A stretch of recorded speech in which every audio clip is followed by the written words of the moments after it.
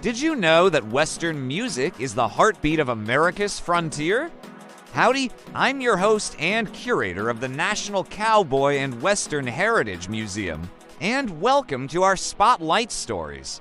Today, we're going to talk about why Western music is the heartbeat of America's frontier. Now, when you think of the American frontier, you might picture cowboys and cattle hands herding their herds across the vast range lands.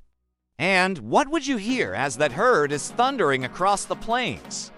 The beat of their hooves would surely be the heartbeat of that moment. But there's another kind of heartbeat to the frontier, and that's the music. And it's a tradition that goes back to the very first people who called this land home.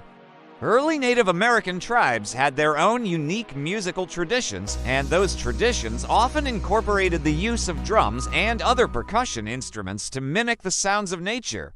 This not only included the beat of a horse's hoof, but also the sounds of the wind, the rain, and the thunder.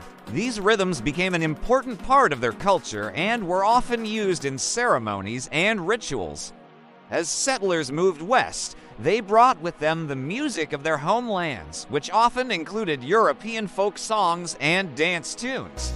However, as they encountered Native American music, they began to incorporate some of those rhythms and melodies into their own compositions. One of the earliest forms of Western music was cowboy work songs, which were used to help cowboys stay on task while they were herding cattle or working on a ranch.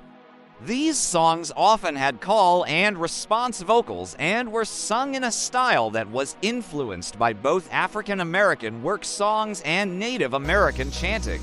In the late 19th century, Western music began to take on a more distinct sound as composers started to use instruments like the guitar, the fiddle, and the harmonica to create a unique musical style that was specific to the American West. This period also saw the rise of Western swing, which was a popular genre in the 1930s and 40s that combined elements of Western music with big band jazz. And although we've come a long way from those early days, the heartbeat of Western music is still strong today. Musicians like Willie Nelson, Waylon Jennings, and Johnny Cash helped to popularize a new style of Western music in the 1960s and 70s that was more focused on storytelling and less on the use of instruments. And today, artists like Tyler Childers, Colter Wall, and the Avett Brothers are carrying on that tradition. So the next time you hear a Western song, take a moment to appreciate the unique history and culture that this music represents. From the Native American tribes who first called this land home to the cowboys and cattle hands who shaped its sound, Western music is truly the heartbeat of America's frontier. Thank you for watching.